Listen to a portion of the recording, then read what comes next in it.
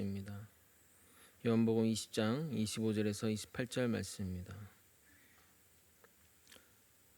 저와 번갈아 교독하고 마지막 절 함께 읽겠습니다. 제가 먼저 읽겠습니다. 다른 제자들이 그에게 이르되 우리가 주를 보았노라 하니 도마가 이르되 내가 그의 손에 못자국을 보며 내 손가락을 그 못자국에 넣으며 내 손을 그 옆구리에 넣어보지 않고는 믿지 아니하겠노라 하니라. 여드레를 지나서 제자들이 다시 집안에 있을 때에 도마도 함께 있고 문들이 닫혔는데 예수께서 오사 가운데 서서 이르시되 너희에게 평강이 있을지어다 하시고 도마에게 이르시되 내 손가락을 이리 내밀어 내 손을 보고 내 손을 내밀어 내 옆구리에 넣어보라. 그리하여 믿음 없는 자가 되지 말고 믿는 자가 되라. 도마가 대답하여 이르되 나의 주님이시여 나의 하나님이시니이다. 아멘. 그 주일에는 이제 새벽 예배 말씀부터 1부, 2부 하고 또 이제 성경 공부하고 이제 5번째 말씀을 전하는데 성경 공부 새가족 성경 공부 첫날이라 제가 너무 목소리를 많이 썼나 봐요. 지금 목이 좀 잠겨가지고 잠겨서 좀 이해하고 들어주시면 고맙겠습니다. 지난주 우리는 하나님의 음성 듣기 폐해를 살펴보았습니다. 물론 우리는 선택의 순간에 하나님께 기도하며 하나님의 뜻을 묻고 그 뜻을 결정해야 합니다. 그러나 그것은 성령님의 인도하심이며 이것이 내 생각인지 아닌지 또는 하나님의 뜻인지 아닌지 항상 분별하는 가운데 증거를 찾으며 나아가야 합니다. 그러나 이것을 하나님의 음성이라 규정하게 되면 그때부터는 반드시 따라야 할 명령이 되게 됩니다. 어느 누가 하나님의 명령을 거부할 수 있겠습니까? 지난주 살펴본 예대로 무조건 자녀를 홍콩으로 데리고 가야 한다고 주장하는 사람처럼 행동하게 될 것입니다. 그렇게 되면 결국 그 음성에 이끌려 종의 삶을 살게 되는 겁니다. 매사 점집에 가서 무당이 말하는 결정을 따라 살아가는 사람들처럼 말입니다. 그러나 하나님은 우리가 그렇게 살기를 원하시지 않으셨습니다. 갈라디아서 5장 1절은 이렇게 말합니다. 그리스도께서 우리를 자유롭게 하려고 자유를 주셨으니 그러므로 굳건하게 서서 다시는 종의 멍에를 매지 말라. 그러므로 우리는 하나님의 인도하심을 하나님의 음성이라고 규정하지 말고 성령님과 동행하며 성령님의 세미한 음성을 따라 앞으로 나아가야 할 것입니다. 그렇게 되면 하나님의 음성 듣기에 유익한 점을 누리며 하나님 음성 듣기의 문제점이 사라지는 역동성 있는 신앙생활을 누리게 될 것입니다. 오늘은 신비주의의 영역인 치유 사역에 대해 다루고자 합니다. 이 또한 유익한 점과 문제점이 공존하는 사역입니다. 치유는 육신의 치유와 마음의 치유로 나누는데 각각 문제점을 살펴본 후에 가장 성경적인 치유가 무엇인지 살펴보도록 하겠습니다. 우리가 거짓에 미혹되지 않으면서 주님의 인도하심을 받는 삶으로 나아가는 우리 모두가 되길 예수 그리스도 이름으로 소망합니다. 전국적으로 유명했던 TV 프로그램 힐링 캠프를 기억하십니까? 잘 모르시는 분들은 무슨 건강보건 의료 등의 교양 프로그램이라 생각할 수도 있지만 연예인들이 나와 자신의 속마음 이야기를 소탈하게 나누는 상담, 치료, 심리치료에 가까운 예능 프로그램이었습니다. 유명 연예인들이 나와서 진솔한 이야기를 할 때 시청자들은 그것을 들으며 즐거워했습니다. 이 프로를 계승한 프로그램이 유재석, 조세호가 진행하는 뉴키즈가 아닐까 생각됩니다. 왜 갑자기 설교 가운데 예능 프로그램을 이야기하냐 하시겠지만 이 힐링이 바로 치유를 의미합니다. 이 힐링이 과거에는 육체의 질병을 치료하는 표현이었다면 현대에 와서는 육체의 질병보다는 마음의 병, 심리적인 상처들을 치유하는 표현이 되고 있습니다. 그러면 치유 사역은 무엇인가? 치유 사역은 앞서 말한 것처럼 육체의 질병 치유와 마음의 병 치유 두 가지로 나뉠 수 있습니다. 기독교에서는 세상의 흐름과 맥을 같이 하며 초창기에는 내적 치유 사역보다는 육체의 치유 사역을 주로 다뤘습니다. 그래서 과거는 육체의 질병 치유 사역, 병 고침의 은사 사역을 하는 사람들이 많이 있었고 요즘은 점차 육체의 병 고침보다는 마음의 병, 영혼의 병, 내적 치유 사역이 주류를 이루고 있습니다. 한국 기독교에서 주일 예배를 제외한 특별 집회를 가리키는 용어를 전통적으로 말씀 사경회라고 불렀습니다. 1907년에 일어났던 평양 대부흥 운동도 말씀 사경회였습니다. 이것을 부흥회라고 명명하기도 했는데 우리가 흔히 아는 부흥은 사람이 구름대처럼 몰려오는 것을 생각하지만 이 당시의 부흥은 다른 의미였습니다. 회개의 역사가 물밀듯이 일어나는 것이 부흥이라고 했던 겁니다. 당시는 농사를 짓는 시기와 농사를 짓지 않는 시기가 명확하게 구분되어서 주로 겨울 농한기 때 말씀 사경회가 열렸고 그 가운데 부흥을 경험했습니다.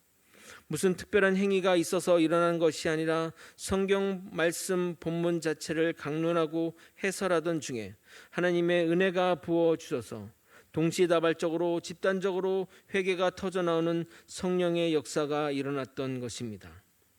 그런데 어느 순간 한국교회는 말씀 사경회라는 용어 대신 심령 대부흥회, 부흥성회, 말씀과 신유집회, 내적 치유 수양회 등의 새로운 용어로 조합하여 불리어지기 시작했습니다. 용어의 사용은 그렇다 치더라도 내용이 조금씩 변질되어 갔습니다. 조용히 말씀을 강론하고 해설하고 말씀에 담겨있는 하나님의 뜻을 전달하기보다는 어느 순간 난잡한 카바레 같은 분위기, 클럽 분위기를 연출했고 찬양도 뽕짝같이 부르며 과도하게 사람들을 흥분시키고 분위기를 업시켰습니다. 물론 음악 자체의 문제는 아닙니다. 그렇게 찬양하면 기성세대에게는 친숙하고 정겹게 느껴졌기에 좋게 받아들일 수 있습니다. 그런데 그런 음악이 가지고 있는 가벼움을 결코 무시해서는 안 됩니다. 귀를 어지럽히는 가벼운 찬양으로 시작되면 집회의 분위기는 가벼운 분위기로 흐르게 되고 선포되는 말씀의 분위기도 진중하기보다는 가벼운 내용들, 심하게 표현하면 농담 따먹기 수준의 말씀이 선포되게 되었던 겁니다. 성도들은 목사의 준비된 유머를 듣고 한바탕 웃고 나서 은혜 받았다고 말하니 목사들도 진중한 말씀보다는 가볍게 웃긴 말씀이 주를 이루게 되었습니다.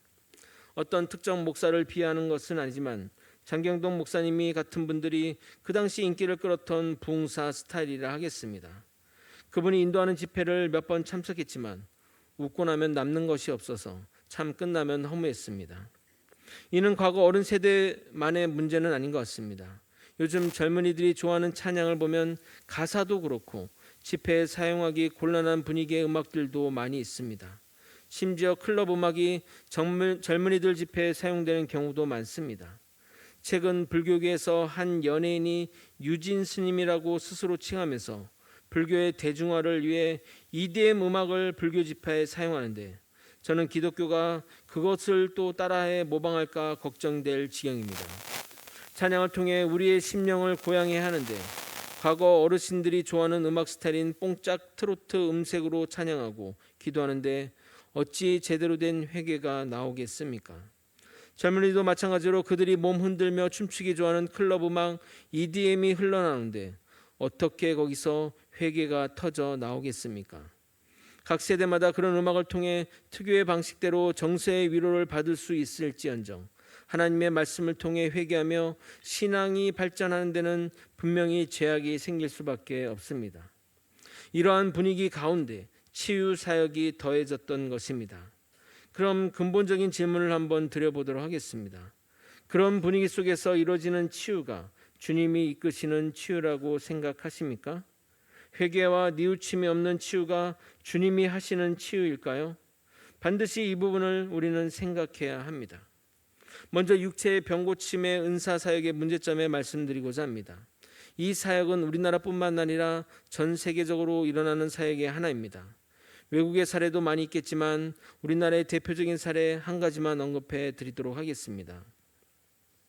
할렐루야 기도원의 김계아 원장을 아십니까? 한때 그녀는 일명 성령수술로 전국적으로 유명했던 분입니다.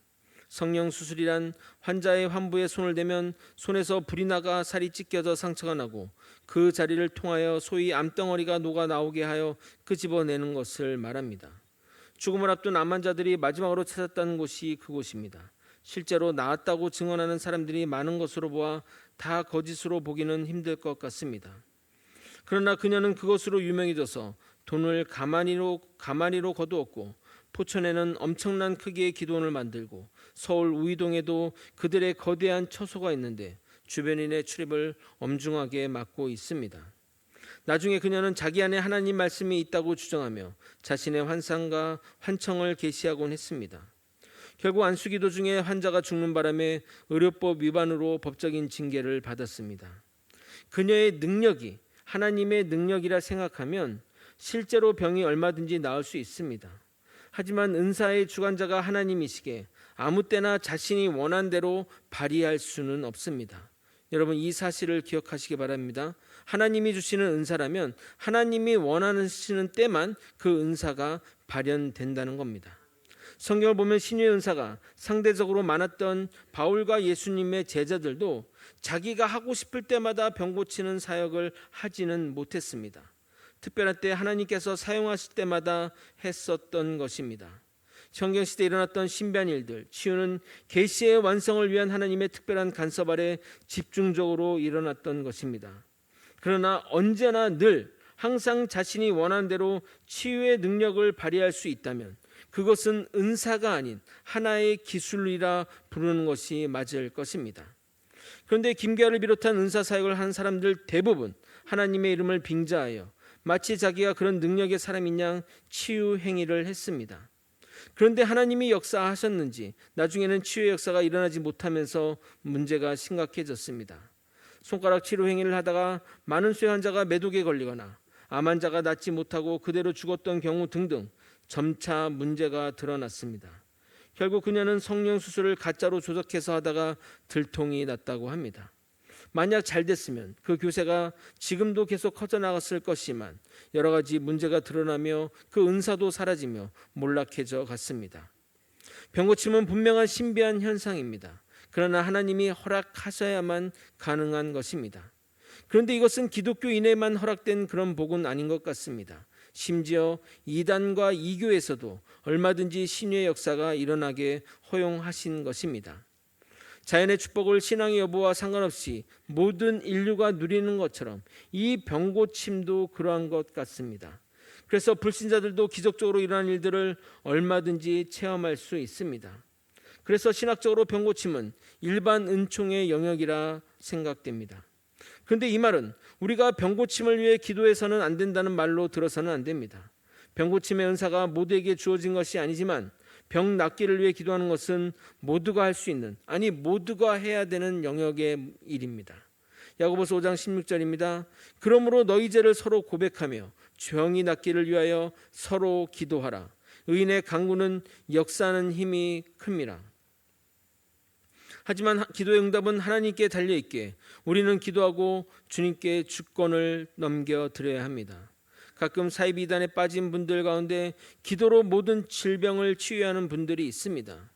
기도 무용론도 심각한 문제지만 기도면 모든 것이 가능하다고 주장하는 것은 더 큰 문제입니다. 특히 귀신론을 믿는 신도들 가운데 많이 나타나는 모습입니다. 그들은 모든 질병의 원인이 귀신 때문이라고 믿습니다. 물론 성경에도 그런 예가 있기에 당연히 귀신으로 인한 질병도 생기기도 합니다. 그러나 모든 것을 다 귀신으로 연결하는 것은 무리입니다. 무릎을 많이 쓰면 당연히 연골이 닳고 그래서 아프고 물리치료 받는 것은 당연한 것입니다. 그것이 어찌 귀신과 상관이 있냐 이 말입니다. 그러기에 우리 모든 질병이 기도받아서 다 해결될 문제가 아닙니다. 하나님은 의학을 존재케 하셨고 발전시키신 데는 다 이유가 있습니다. 그러므로 우리는 기도하면서 동시에 병원에 가서 처방받고 약도 먹어야 합니다. 기도라는 특별한 수단과 의료라는 일반적인 수단 모두 활용하는 것이 성경적인 기독교인의 병 고침의 자세입니다. 기도로만 나을 수 있다고 생각하는 것은 일반적인 역사를 주관하시고 발전시키는 하나님의 섭리를 무시하는 행위입니다. 그런데 요즘 육체 병 고침 사역이 점점 기독교 내에서 줄어드는 것이 현실입니다. 요즘은 육체보다는 정신, 영혼의 병 고침에 집중되어 있습니다. 흔히 말하는 내적 치유 사역이 유행하고 있습니다. 언론을 보게 되면 우울증 환자가 급증하고 있다고 합니다. 50대 이상 인구의 40%가 우울증, 우울감을 경험하고 있다고 합니다. 개별화된 사회, 사회와 고립된 개인, 절대적 고독 속에서 비록 백수가 아니더라 할지라도 이불 밖을 나가기를 두려워하는 사람들이 점점 늘어나고 있습니다. 정신적으로 문제가 있는 사람들이 늘어나고 있고 곳곳에 그냥 이유 모를 분노에 찬 사람들이 많아 불특정 다수에게 범죄를 저지르고 있습니다. 그래서 그런지 기독교를 중심으로 내적 치유, 마음의 병을 다루는 사역들이 늘어나고 있습니다. 저도 이 사역에 지대한 관심이 있습니다. 그런데 이 문제를 다루는 기독교 방식에 문제가 있습니다. 그 문제의 근원을 교정하고 고쳐나갈 나 자신보단 그렇게 될 수밖에 없었던 상황이나 다른 외부적인 요인들의 원인을 맞춘다는 겁니다. 우리가 사는 이 시대를 개인화 시대라고 말합니다. 물건을 하나 사더라도 기성품을 거부하고 자신에게 맞춰진 이 세상의 단아뿐인 자기만의 독특한 것을 가지고 싶어 합니다. 물건을 가지는 욕구에 얼마든지 개인화될 수 있다고 하지만 내적 치유 사역이 있어서 지나치게 개인화되는 것은 문제입니다. 개인의 상황이 다 다르게 각각의 모든 케이스에 맞춰 상담하고 그에 맞는 내적 치유를 실행하다 보면 결국은 상대주의를 낳게 됩니다. 그러나 기독교는 절대주의, 보편적인 진리를 믿고 가르치는 겁니다. 적용은 조금 다를 수 있겠지만 인간을 바라보는 관점은 보편적으로 똑같습니다.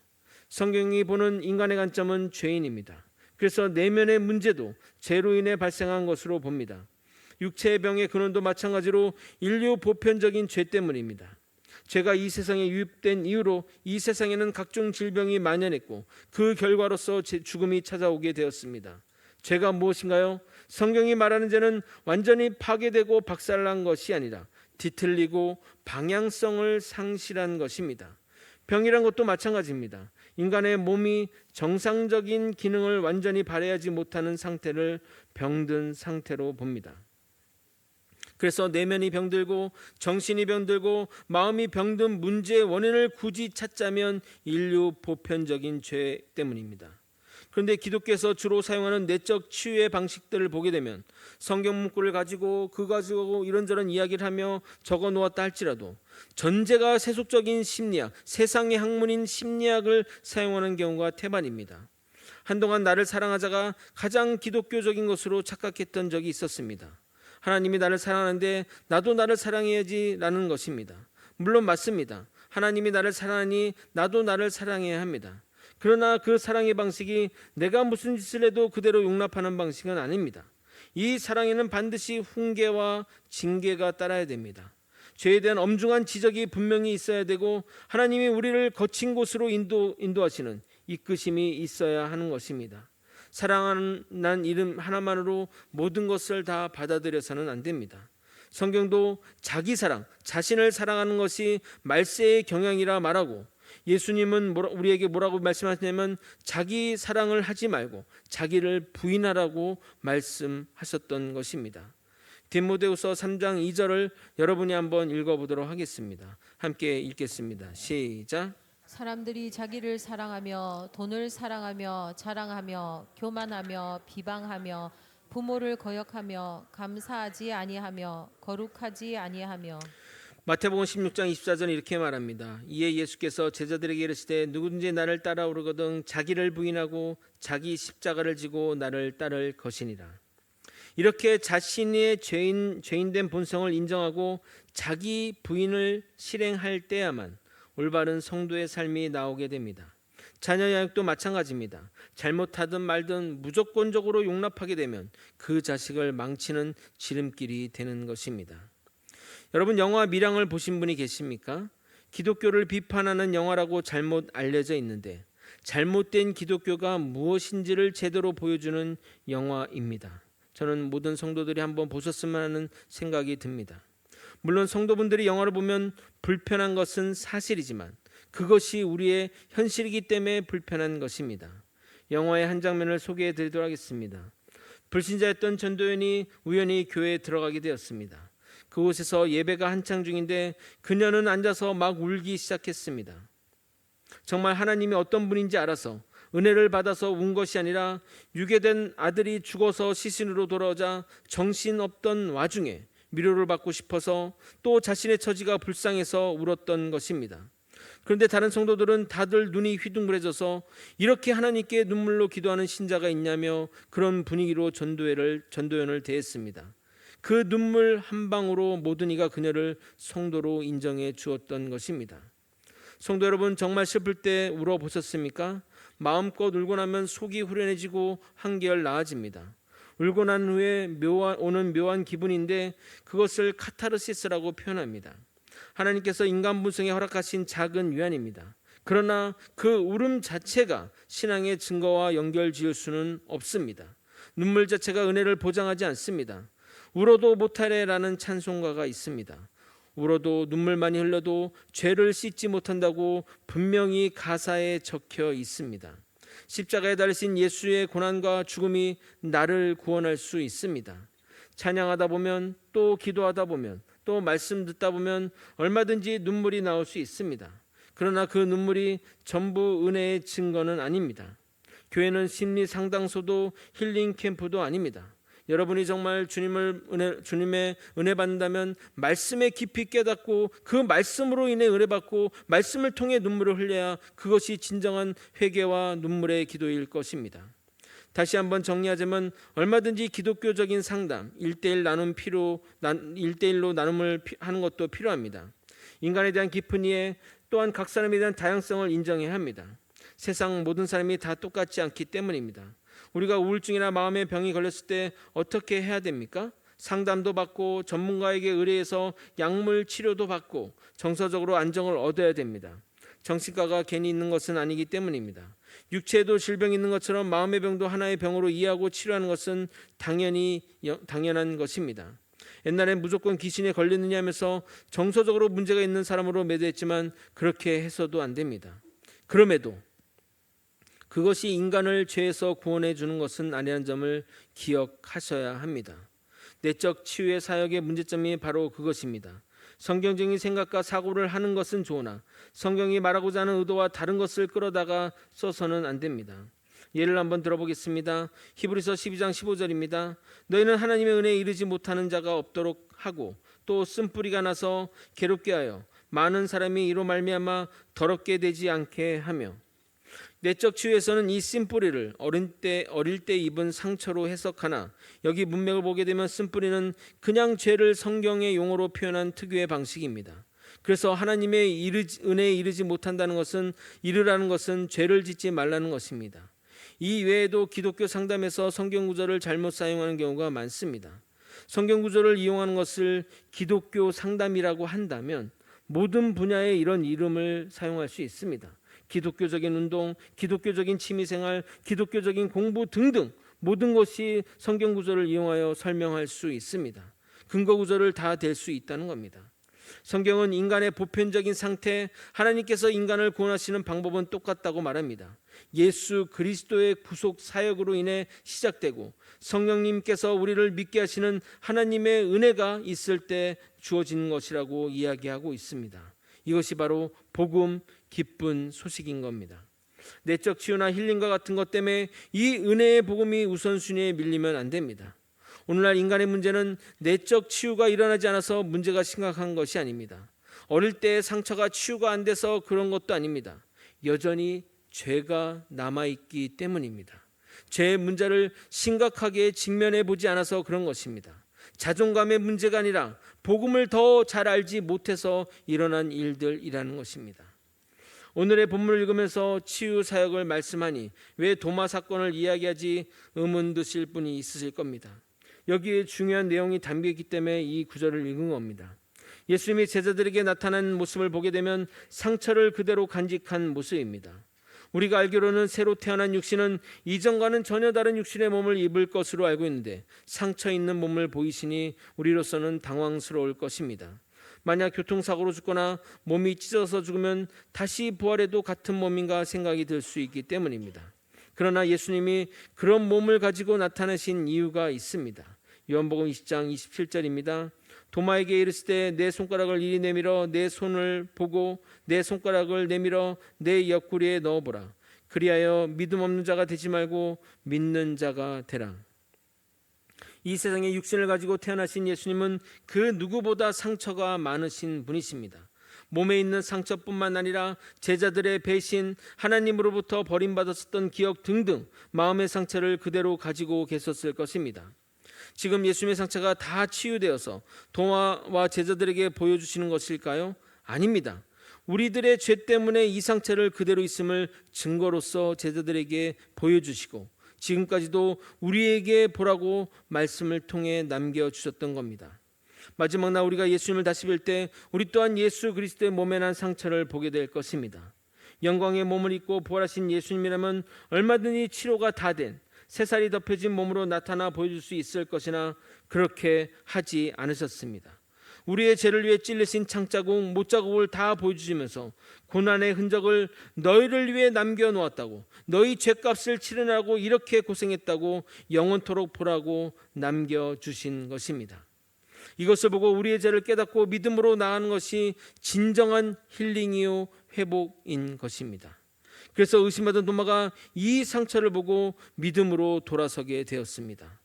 요한복음 20장 28절입니다. 도마가 대답하여 이르되 나의 주님이시여 나의 하나님이시니이다. 우리가 이 험한 세상에 살면서 그 어떠한 질병과 마음의 상처를 받고 살아간다 할지라도 그리스도가 우리를 위해 입으신 상처에 비교한다면 내 것은 아무것도 아님을 깨닫게 될 것입니다. 우리 때문에 주님이 짊어진 상처를 보며 우리는 진정한 회복을 경험하게 될 것입니다. 그래서 우리 또한 도마처럼 나의 주님, 나의 하나님이라 고백하게 될 것입니다. 말씀을 정리하겠습니다. 육신의 병 치유와 내적 치유를 살펴보았습니다. 우리는 이 모든 것의 원인을 집중해야 합니다. 그러나 우리는 원인보다 증상에 집중하여 증상만 없애려고 노력합니다. 마치 좀 비유가 좀 그렇지만 마치 똥이 있는데 똥을 치우기보다는 똥을 종이로 덮고 향수를 뿌리고 창문을 여는 것으로 대체하려고 합니다.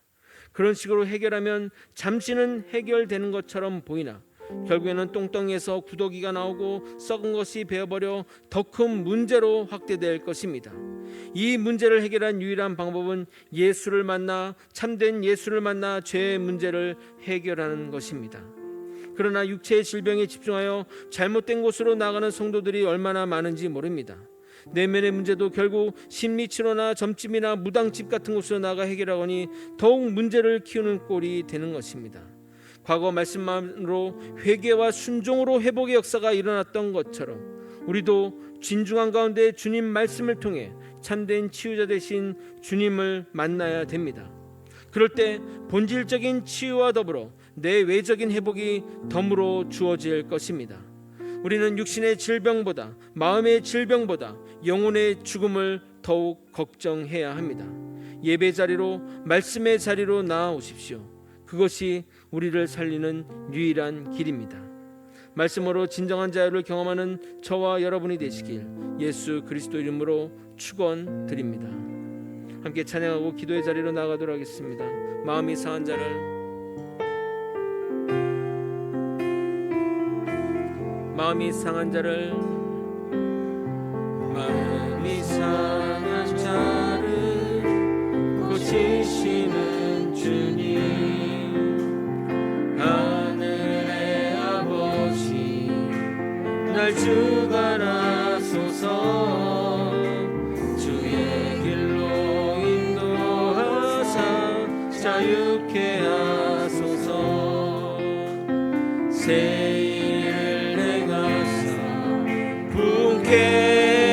하소서 의에 줄이고 목이 마르니 성령의 기름 부으소서 의에 줄이고 목이 마르니 내 잔을 채워 2절 찬양하도록 하겠습니다. 성령으로 채우사 주보게 하소서 성령으로 채우사 주보게 하소서 주의 임재 속에 은혜 알게 하소서 주 뜻대로 살아가리 세상 끝날까지 나를 빚으시고 새날 열어주소서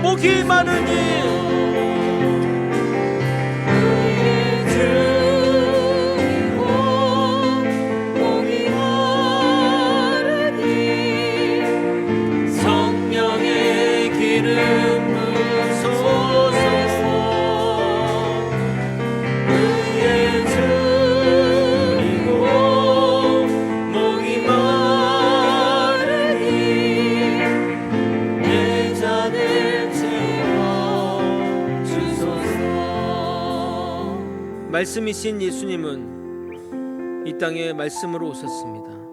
우리는 그 말씀만으로 우리의 생명과 우리의 모든 것을 깨닫고 우리의 죄인됨을 인식하며 깊은 통회와 회개 자리로 나설 수 있어야 합니다. 그러나 세상은 뭔가 더 필요하다며 뭔가 더 자극적이고 뭔가 더 무언가를 이야기하고 있습니다. 여러분, 세상의 자극이 좋은 것 같지만 결코 그렇지 않습니다. 계속 자극적인 것만 자꾸 취하다 보면 계속 그런 길로 신앙으로 나아가게 될 것입니다. 그런 자들이 결국 이단과 사이비에 빠져서 호적되는 것을 여러분 명심하시기 바랍니다. 진정한 말씀으로 여러분의 삶을 회개하고 온전히 주님이 주시는 그 축복을 누리는 우리 모두가 되기를 소망합니다. 다 함께 주님의 이름 부르고 통성으로 기도하시겠습니다. 주여! 하나님 아버지, 이 시간 하나님 기도할 때 생명의 말씀으로 우리를 다스려 주시옵소서. 아버지, 예수 외에 다른 무엇이 필요하지 않습니다. 예수 외에 다른 어떤 것이 필요하지 않습니다.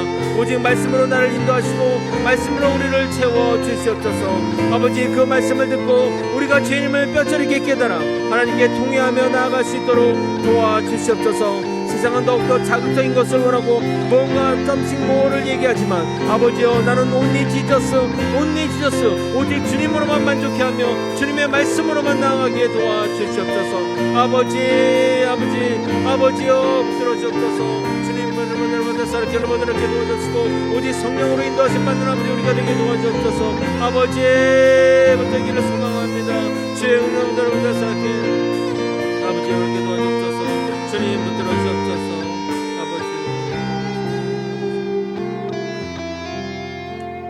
아버지, 예수 그리스도를 믿는 믿음으로 살아가게 도와주옵소서.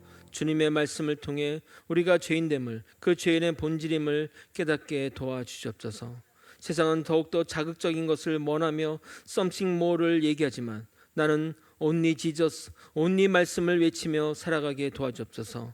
주님 말씀으로만 충분합니다. 오직 주님으로만 충분합니다. 그 다른 어떤 것도 필요하지 않습니다. 오직 우리를 주님께로 인도하여 주시옵소서.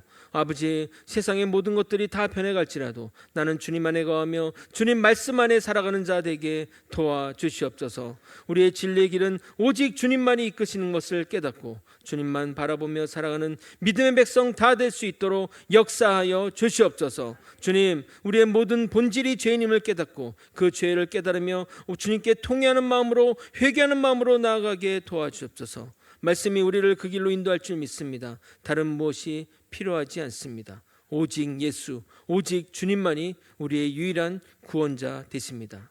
이 믿음 끝까지 믿고 나아가는 우리 모두가 될 수 있도록 역사하여 주시옵소서. 사랑이 많으신 예수 그리스도 이름으로 기도드리옵나이다. 아멘.